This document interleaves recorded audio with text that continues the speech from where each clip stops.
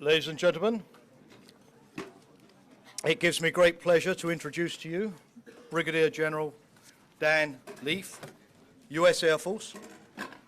He is the commander of the 31st Air Expeditionary Wing at Aviano Air Force Base in Italy. I've asked him to come here today, and he has very kindly agreed to give you an account of the convoy incident that occurred last week and to answer your questions. General, once again, my thanks to you for coming. The floor is yours. Please give your briefing. Thank you, Jamie. Good afternoon, ladies and gentlemen. As Jamie noted, I'm Brigadier General Dan Leaf, commander of the 31st Air Expeditionary Wing at Aviano Air Base in Italy. I'm an experienced pilot with over 3,500 flying hours, and I've flown frequently over Kosovo since the 24th of March. Next slide, please. My purpose today is to clarify the events of 14 April 99 in Kosovo. Today I will tell you what I know, what we have enough information to believe, in other words, what we think, and I will address some unconfirmed information that has made it very difficult to determine the details of the events on 14 April 99. I'm going to brief you on a series of attacks from 1110 Zulu to 1300 Zulu on that date. During that period, at two separate locations, NATO aircraft dropped 9 GBU-12 500-pound laser-guided bombs. The two separate target areas included a small group of vehicles northwest of Jakovica, and the other a very large convoy on a major road east-southeast of Jakovica going towards Prizren. To put the bottom line up front, NATO aircraft struck the first target area with 2 bombs and may have hit a civilian-type vehicle, a vehicle associated with the burning of houses. In the second target area, they struck the lead elements of the convoy, vehicles that appeared to be military. Some of them may have been civilian-type vehicles, and it is possible there were civilian casualties at both locations. Now let me tell you what I have learned about these events. My involvement in the review began very early in this process. I was scheduled to fly that night. And while in quarters, I heard the first news reports of possible unintended casualties and damage. I called my headquarters and asked them to ensure we reviewed our operations for any possible involvement. I received a return call almost immediately from my operations group commander, my supervisor responsible for my subordinate responsible for supervising our flying operations. He told me that the review had already begun as part of our normal combat mission debriefing effort. We review the tape from every sortie, not just to address damage to enemy forces, but to validate our tactics and techniques and ensure we make every effort to strike the right target the right way.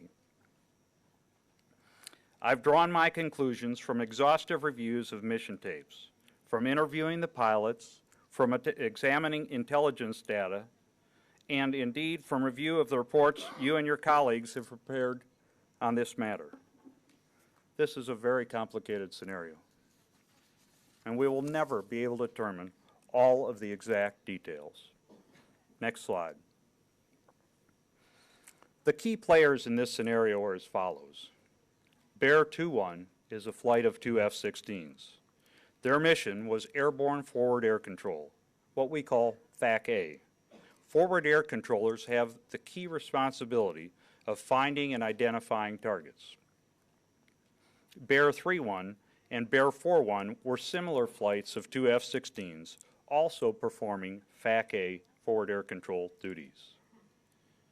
These 3 flights of aircraft were given a responsibility over an extended period of time, as we label it, a vulnerability period, to cover the western half of Kosovo and engage Serb forces in the field.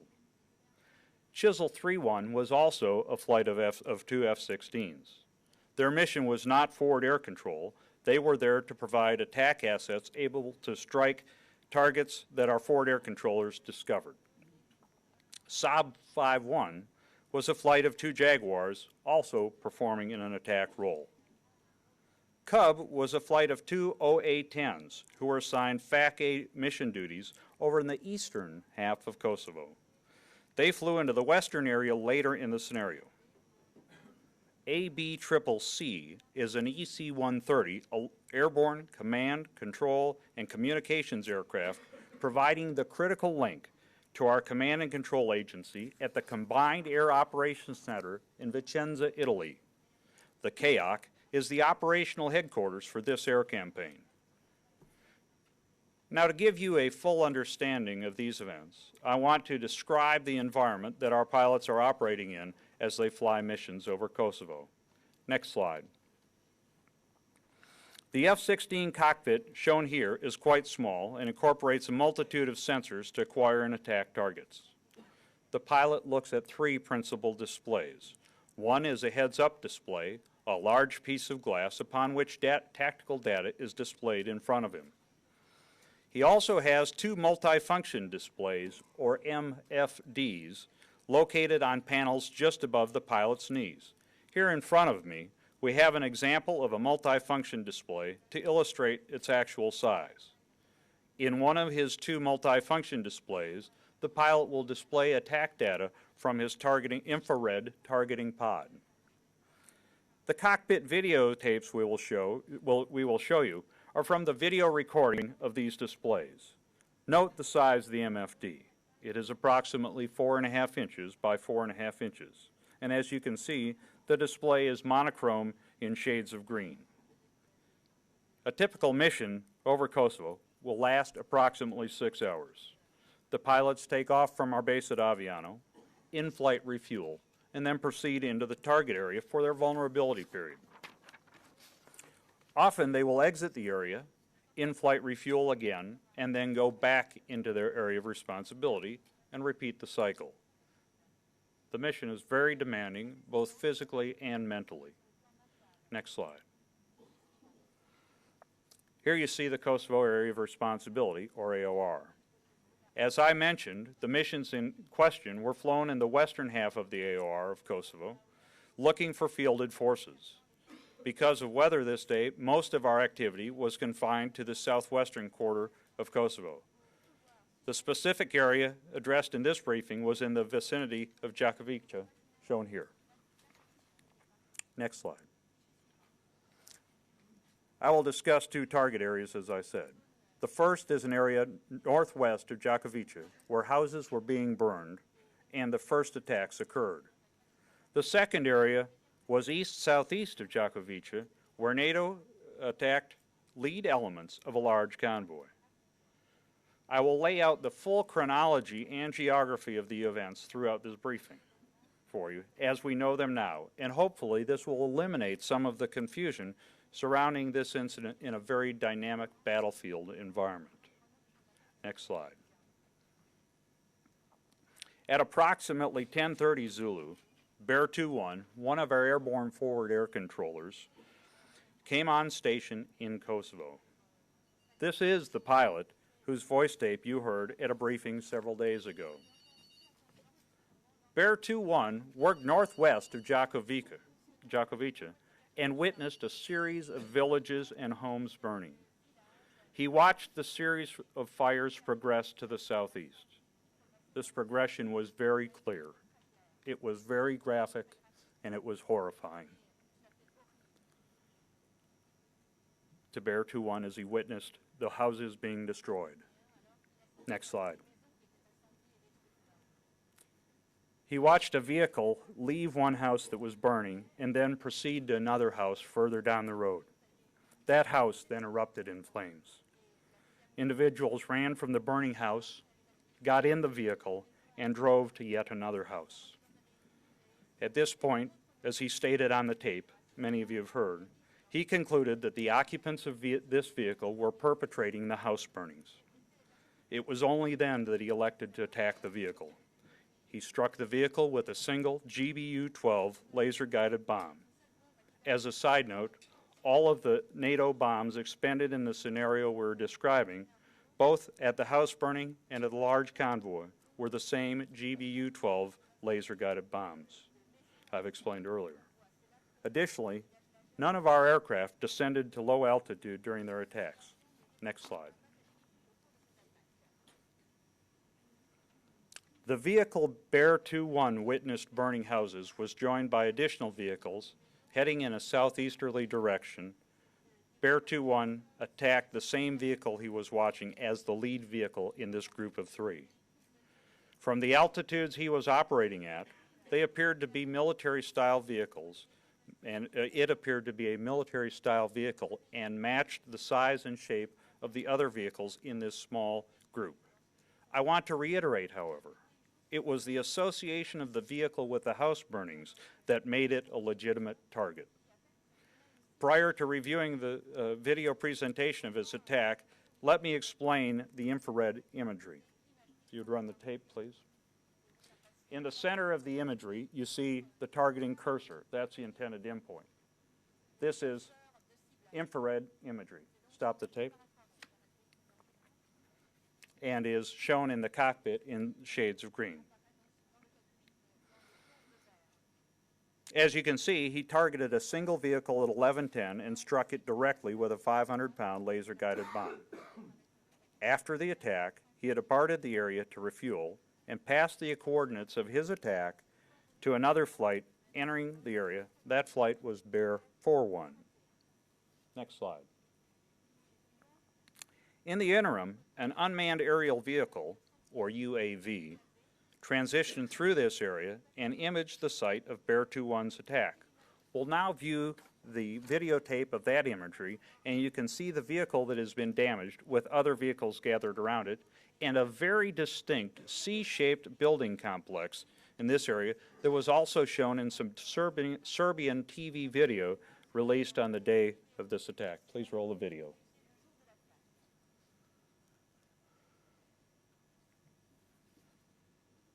In the center of the screen, you may be able to see the crater from his initial attack. The camera will pan over to this C-shaped vehicle, and you will see large vehicles in the courtyard of the building complex. There they are now coming to the left center of the screen. Stop the tape, please. Next slide.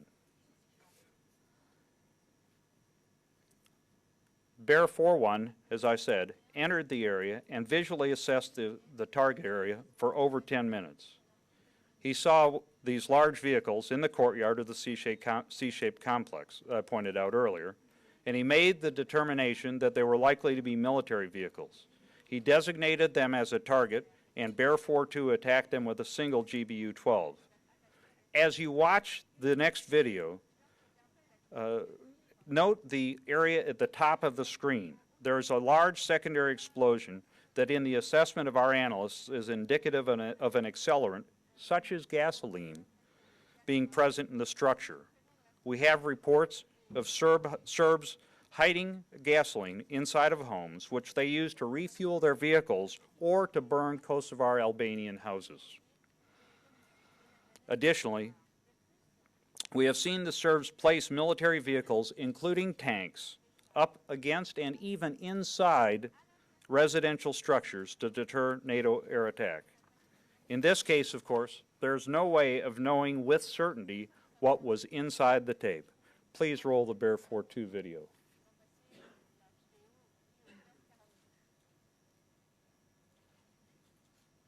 You see the cursors on the target inside the courtyard, the two large vehicles.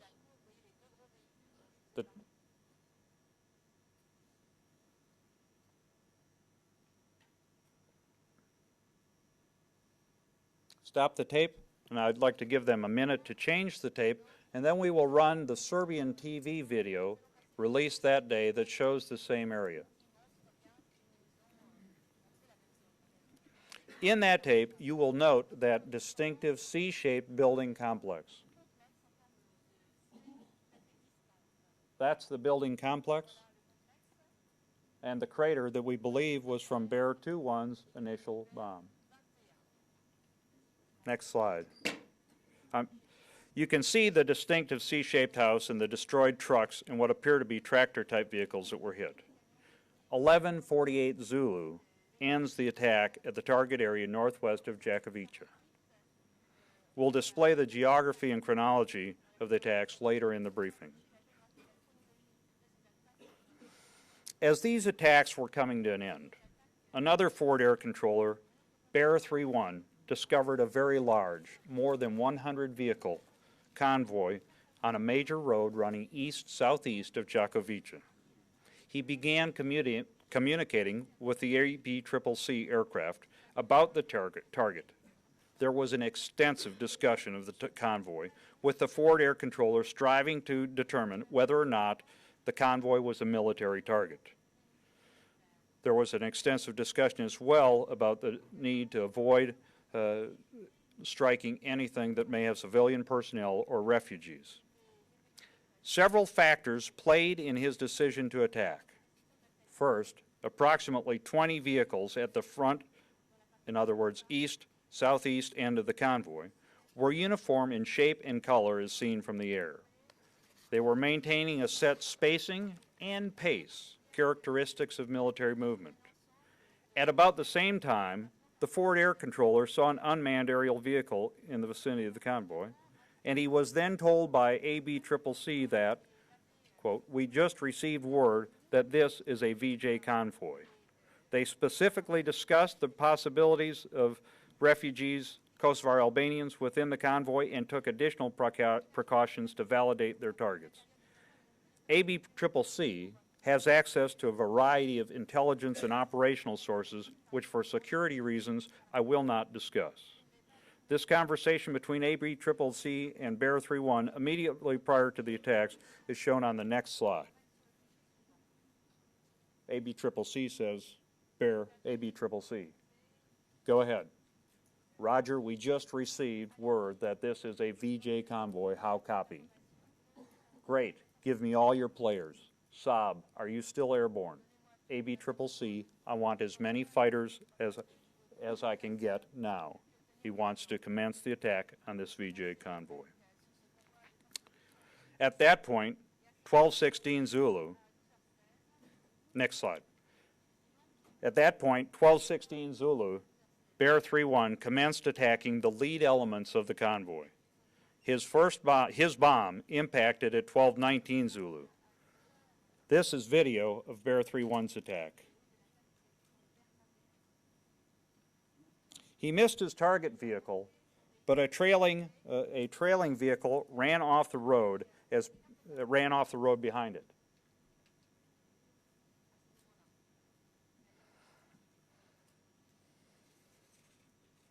As Bear 3-1 coordinated for more fighter support to attack the convoy, his wingman, Bear 3-2, attacked and destroyed one of the vehicles. Upcoming is video of that attack. Note that a direct hit from a GBU-12 does not leave much evidence. Please roll Bear 3-2's video.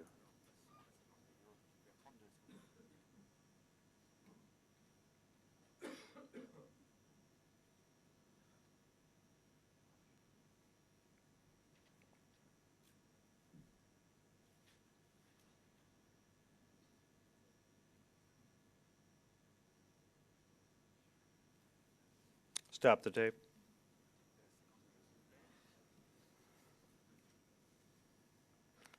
As we watch these videos in the comfort of this room and on a large display, it appears possible the vehicles are tractors, are tractor-type vehicles.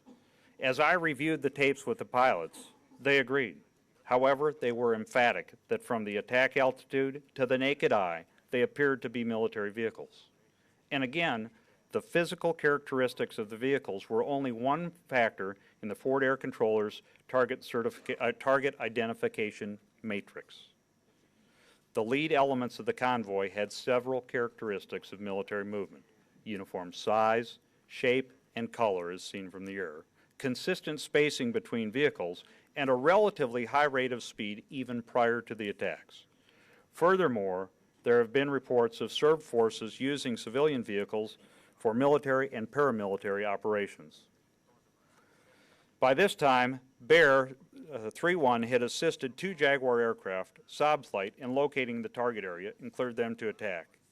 Both Jaguars reported unsuccessful deliveries. Now low on fuel, Bear 3-1 and 3-2 departed, passing off target coordinates and information to the next forward air controller on scene, Bear 4-1. This is the same one that had dropped one bomb in the last attack on the target northwest of Jakovica. A series of attacks on this convoy occurred from 12:38 Zulu to 12:58 Zulu. Remember that the convoy east-southeast of Jakovica was very large and covered several kilometers, and it was moving east-southeast. The attacks on the forward elements of the convoy moved further east. The next series of video clips show this series of attacks. First, with Bear 4-1 attacking with a single GBU-12 at 12:38.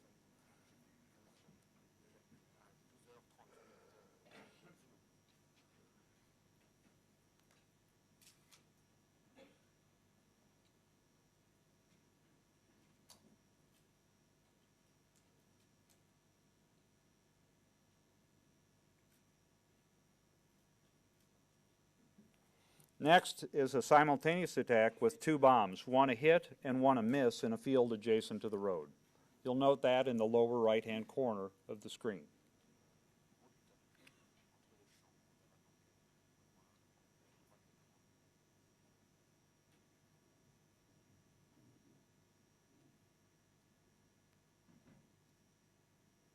And continue to run the video through the remainder of the attacks, please. There's the miss off to the right.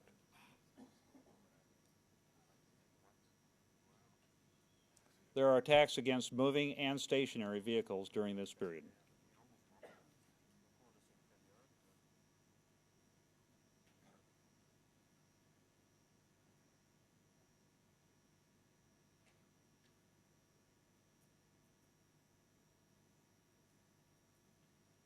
Next slide. In the recovery from Bear 4-1's attack on the convoy, he took fire from Serb anti-aircraft artillery, or AAA, near the convoy. The AAA fire was large in caliber and had a burst height of approximately 13,000 feet. Next slide. As the last fighters completed their attacks, ABCCC suggested that the forward air controller, Bear 4-1, verify the target identification.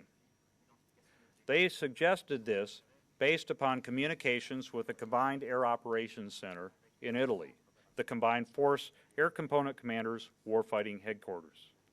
While discussing the ongoing attacks at the CAOC, intelligence specialists noted that Serbian forces do not often travel in convoys as large as this. Therefore, ABCCC suggested re-verification of the hostile identification. To better facilitate identification, Bear 4-1 called for Cub flight, OA-10 aircraft, to come view the convoy with binoculars. The OA-10 is slower and more stable than the F-16, and its pilots can utilize 9-power, space-stabilized binoculars to view targets. Next slide. As the re-verification was discussed, Bear 3-1, who controlled and initiated the original attacks on the convoys, was returning to the scene from refueling. He overheard the discussion and suggested holding all fighters high and dry. In other words, that attacks be suspended until re-verification. Bear 3-1 also insisted that Cub proceed to the area. Next slide. When Cub arrived in the area, the OA-10 forward air controller carefully analyzed the convoy through his binoculars and stated that there were definitely military vehicles in there, but that multicolored and possibly civilian vehicles were also present. Bear 3-1, resuming his role as on-scene forward air controller, terminated all attacks of the convoy and ordered fighters out of the area. Next slide. This is how the attacks occurred in time and space. At 11:10 Zulu came the first attack northwest of Jakovica. Next slide. At 11:48, Bear 4-2 attacked the same area. Next slide, please. The first attack on the large convoy occurred at 12:19 Zulu. Next slide. Attacks continued on the convoy, moving east until 12:58 Zulu. Attacks were suspended at 1300 and terminated completely at 1320 following Cub's visual assessment. Next slide. The chronology of Serbian reports is also important. The first reports on 14 April were in the form of Serbian television footage showing the target area northwest of Đakovica. We played that tape earlier. Next slide. Then, a full day later, the Serbian government sponsored a media tour to the convoy area to the east-southeast of Đakovica. Additional Serbian press reports alleged attack convoys at these other locations. Next slide. Now a summary of our attacks. 2 bombs, target area of northwest of Đakovica, and the remainder on the large convoy east-southeast of Đakovica. The first target area was selected due to its association with the burning of Kosovar Albanian homes. We cannot determine the exact nature of the vehicles struck in the large convoy. To the pilots, they definitely appeared to be military. Serb media reports show civilian vehicles only, and without having been able to visit the scene, we cannot determine the exact status of the vehicles or the casualties. In discussing the convoy, I'd like to address the different type of vehicles. When I refer to military vehicles, I mean a vehicle painted and marked for official military use. When a civilian type vehicle is exactly that, a civilian vehicle.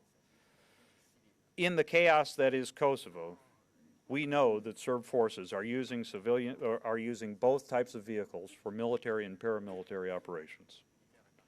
Our pilots saw military vehicles within the convoy east-southeast of Đakovica, and the OA-10 confirmed that with binoculars.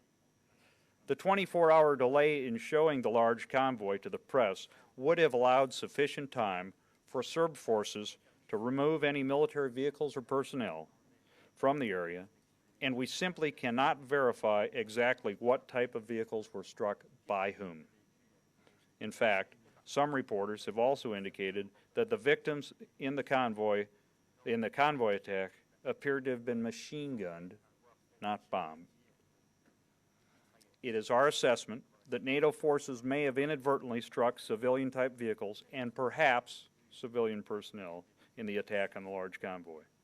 At the first indication that this might be the case, the forward air controller terminated the attacks. Next slide. There are some other significant reports following the 14 April NATO attack that we must address, and they will help explain why it is difficult to verify the facts of operations in Kosovo.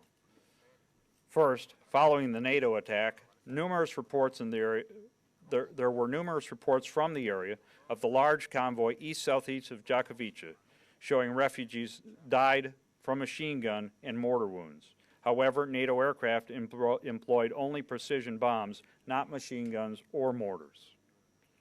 Second, refugee interviews conducted by the Organization for Security and Cooperation in Europe, OSCE, revealed Serbian forces attacked a refugee convoy in the vicinity of Đakovica.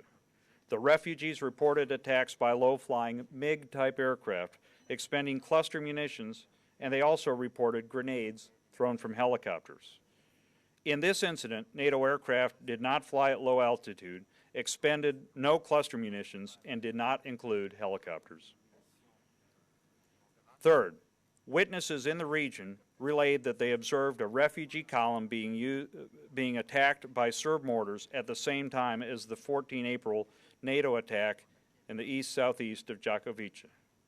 Further, the witnesses believed that the Serbs used the convoy as a human shield, positioning some of their military vehicles and police vehicles at the front of the column. In essence, this report claimed that after NATO attacked the front military vehicles, Serb aircraft attacked the Kosovar Albanian refugees in the rear. Reviewing the sequence of events reveals that in 2 separate attacks, Bear 2-1 and Bear 4-2 attacked targets associated with the burning of homes northwest of Djokovic prior to 1200 Zulu on 14 April 98. Next slide, please. 99, sorry. Beginning at 1219 Zulu, Bear 3-1 initiated and controlled an attack on lead elements of a large convoy east-southeast of Djokovic.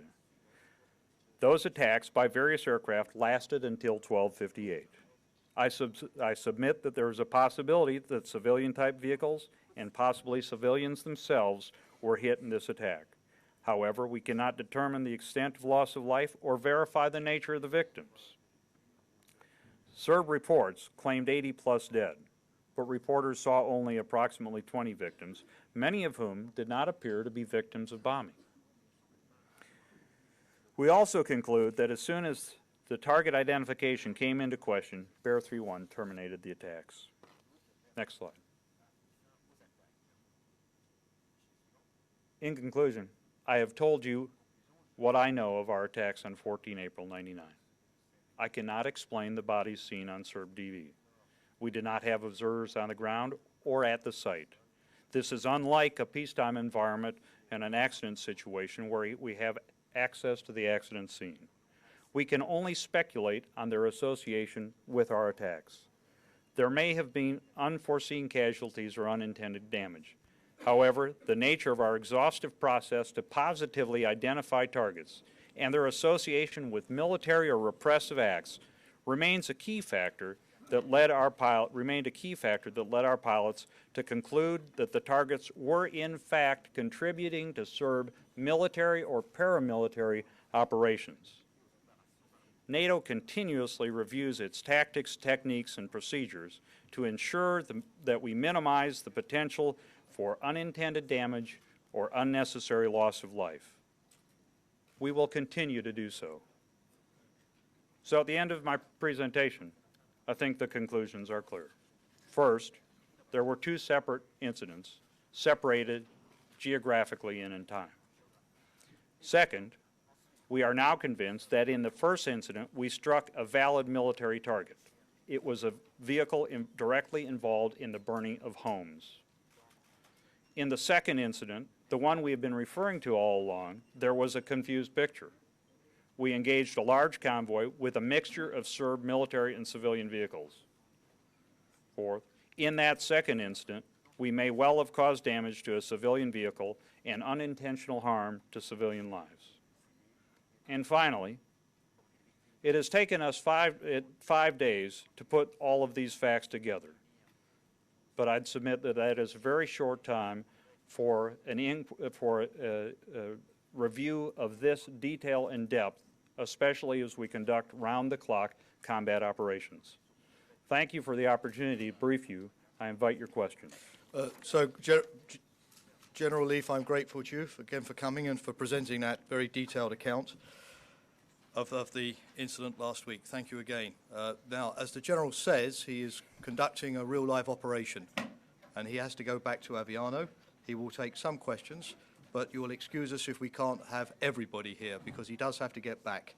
So let's at least take some for the time being. Mark, will you? General, on the first incident, you've said that you're now certain that that was a valid military target. The Serb video showed tractors and this kind of thing there. What do you think that was? And you mentioned this secondary explosion from the gas. Do you think that was a cause of something? Was there something more to that gas explosion? Did it cause civilian casualties? So can you explain a little bit more about that first incident? Certainly.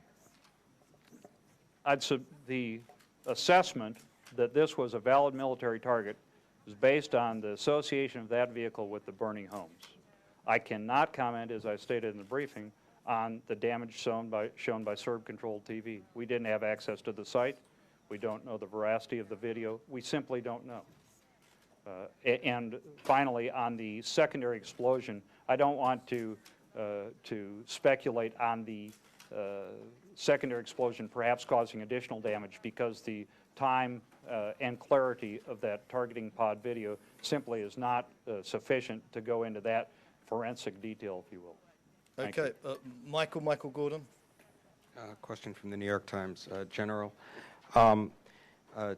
Two questions. When there have been some British media reports that perhaps some Harriers saw that refugee column, may have passed this information on, and that wasn't heeded. Is there anything to that? And secondly, given that there's so many refugees on the road, so many displaced people, what steps are you taking to prevent a repetition of this sort of thing in the future, and will it impact or curtail your attacks on convoys? In the first instance, or the first question, there have been reports of British Harrier pilots seeing a convoy and identifying it as having refugees. This occurred at approximately the same time, but they were not in communication with the aircraft in question. Remember that as I discussed the period from 1210 Zulu to 1219 Zulu, there were extensive discussions of the potential for refugees to be in the area. And the targets that were selected were the ones that, to the airborne observers, were most clearly military in nature. In the second, I don't want to go into operational details of our how we're conducting our air missions over Kosovo. That wouldn't be prudent. I'll tell you that they're always under review. They're not just under review after a mission that has this kind of media attention. We review every tape, and we look for the best way to hit the right target at the right time in the right manner with minimal opportunity for unintended consequences. Okay, ma'am, you'd like to go ahead? General from NBC News, a follow-up question.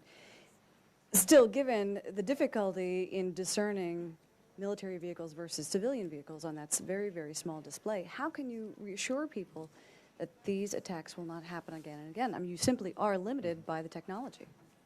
Well, it is a very small display. It's also very good technology, and it's also just a part of the matrix, the identification matrix. They have the intelligence and operational data and communication with ABCCC and other aircraft. They have their eyeballs. They have the nature of movement.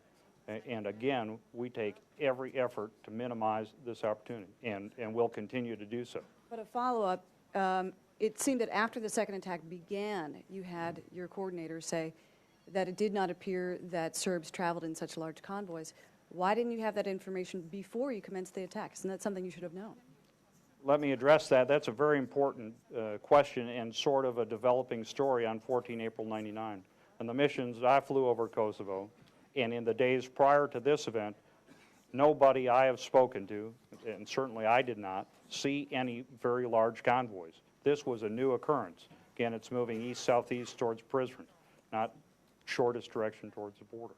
And as this story broke, they dealt with the tactical situation. They sought additional information and clarification.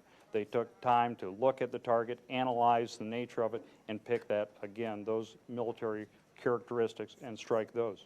As soon as there was any doubt, they stopped attacking. And clearly, we have a great appreciation for the potential for unintended consequences, and will continue to work to avoid that. Okay, Bettina, please, over there. General, could you tell us at which height the airplanes flew, the lowest of them perhaps? And secondly, do you have any information of your own on whether there were Serb airplanes in the area? To the first question, I have to decline to answer that. Nothing could be more critical for a Serb AAA gunner than to know our operating altitudes. And so I ought not address that. I'm sorry. Okay. On the second question, we do have reports of Serb aircraft, both fixed wing and helicopter. I do not have any verification of that, other than the reports. Okay, the gentleman from Aftenposten there. Yes, Aftenposten Oslo. Are you still seeing patterns like these convoys you saw last Wednesday? And what do you think are their intent? What are they used for? I have to tell you that since last Wednesday, I've been completely and totally involved in clarification in addressing this issue. So I can't give a good current answer to that. Okay, Richard? General, can you just simply say for those watching around the world who may not be able to get through all the military speak and the conclusions, what went wrong here on the attack on this convoy? I don't think that my conclusion said that something clearly went wrong. I said that there is the possibility that civilian-type vehicles were struck, and there may have been civilian personnel harmed. Given the Serb control of the scene, video that they presented, we can't determine that clearly. military using that tractor or other vehicles that you say from the comfort of these rooms and with the pilots looking at the tapes themselves, you still can't say for sure. Absolutely. That is precisely my conclusion. Remember that the OA-10 Ford air controller with 9-power space-stabilized binoculars came into the target area and still confirmed the presence of military vehicles. The Serb media tour one day later did not show those vehicles. I don't have the explanation, and I won't speculate. Okay, gentleman there, please. Eric Shaw from Fox News. General, is it unrealistic for the world to expect that these mistakes cannot be made? And are the Serbs using the most of that for their propaganda? The world, I'm certain, knows that battle of any type is a complex, dynamic, demanding environment. And for all of our efforts, we will never be perfect. We don't pretend to be perfect. What we claim to be and in fact are is dedicated to doing the best job possible to avoid unintended consequences. Karen, please, you'd like to ask a question? The bits of debris which were found at the sites and some serial numbers which were recognizable, do they fit serial numbers by NATO bombs? Yes, I think you're referring, ma'am, to the debris labeled Mark 82, MK82. A Mark 82 general purpose bomb is in essence the center of a GBU-12. It's the explosive component in that bomb. It has a guidance units and fins and fuses at either end. But yes, that does match the ordnance that we used. Okay, I'm going to take just one final question. Christopher, Chris, you want that? There's a microphone coming in. Thank you very much. General, if there's one critical error here in what you've laid out, it seems to be when the ABCCC identified the convoy southeast of Jakovica as a VJ convoy. Can we know anything more about how that identification was made by the ABCCC, and is that aspect still under investigation? We have looked extensively at that, and as I noted, they have access to a broad variety of intelligence and operational data, and I'm not going to go into any of that. And I am not certain that I can agree with your assessment that they made an error. Remember, we saw military vehicles in this convoy. The pilots saw and remain convinced that what they were witnessing was a military-type movement in uniformly shaped and colored vehicles at a pace and spacing that's consistent with how military units operate. We can't prove or disprove any error in the initial attacks. What we know from the debris that the Serbs showed that some civilians died there, and that there is the possibility that NATO aircraft were the cause. I was wondering actually if there could be misleading intelligence fed to them. That is, if they were basing some of their judgment on signals intelligence or on other kind of intelligence, it could be intentionally misleading on the part of the Serbs. I have to tell you from my personal experience, and I've flown on ABCCC as well as in the F-16, we don't jump to hasty conclusions in these life and death matters. We know the gravity of the decisions, and we're very, very careful. Okay, we've got one final piece of material, if I can describe it as that, for you today. Sometimes it takes us a while to clear up confusion, but as I've said earlier in my briefing, sometimes we're able to do it quickly. And today we have an instance where we can, fortunately, clear up the confusion quickly. As you had your breakfast this morning, like me, you probably heard of a record produced by Belgrade of a conversation between NATO pilots during this alleged incident last week.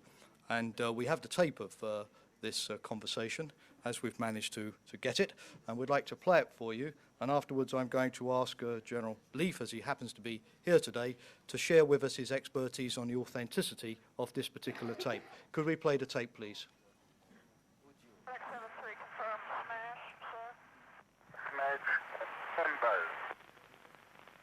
Copy, smash, Gamble. We're egressing 20 minutes later.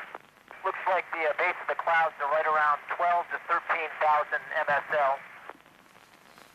The weather is clearing to the southeast. General trend is improvement. And as you heard, we hovered around the target area. Those coordinates, Charlie Papa, 368, 39er. No contact with Fortune 5 on push 27. amendment. Initially, we had contact with Fortune 5, and then he transmitted that it was his last transmission, and he was off. We weren't able to reach him from there.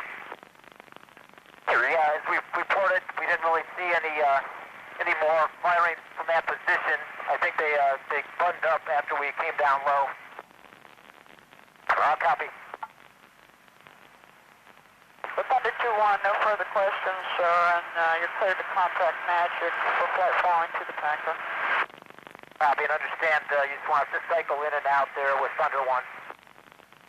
At present time, sir, however, you can expect to change, sir. Things have been changing rather rapidly today, so contact us when you're off tanker. Thunder 2-1, button 14, go. Thunder 0-1, check. Thunder 2-1. Thunder 2-1. 1, this is Magic, loud and clear, contact coastline. Mayday, mayday, mayday. Dixie 2-3 is hit and is ejecting. Climbing. I'll stay to listen. I'm still aboard at the moment. I'm getting away from the area. Roger, Vixen, Thunder 0-1. I'm trying to hear the area where you're ready to get hit. You're on fire. You're on fire. Reject. I have a shoot. Climbing. Vixen, say your altitude you're climbing. I'm climbing to 10. Copy. I have a shoot. Do you see it? Negative, he's under the clouds. Dixie 2-3 ejected about 3,000 feet. It is north of the most westerly bridge. Roger, copy. And we're holding base plus 13. I'm climbing. 13, low altitude. Confirm that at this time. I am saying I cannot confirm that at this time. Our last verbal was when he ejected. Bookshelf, Vixen 2-4. Group of height. Your doors. Bookshelf, currently we're receiving a message, Thunder 0-1. Thunder 0-1 is talking to Vixen 2-3 on guard. Now copy. That's correct. Thunder 0-1 is talking to Vixen 2-3. Bookshelf, Vixen 2-4. Vixen 2-4, Bookshelf. I think that's gone on long enough. We downloaded that from the Serb media this morning. General, your professional comments on the authenticity of that tape, please. Well, first of all, I've listened to all of the mission tapes from the time in question covered by my briefing. That does not match any of them. My assessment would be that the first segment of the briefing is a composite of actual recordings of mission communications, probably pieced together. My second assessment would be that the second part, the alleged ejection of a pilot, is probably a script for a low-grade movie. Okay, General, thanks for that. I'm grateful again. You've got to remember that General Leaf has come here today from a live operation of which he is an extremely important part. So again, I extend him my heartfelt thanks for making the effort to come up from Aviano today. I wish you a safe return and good luck with the mission. As you know, I hope that following today's briefing you will agree with the motto of the New York Times that we've tried to make our own in these briefings, all the news that's fit to print. Thank you. Thank you. Thank you.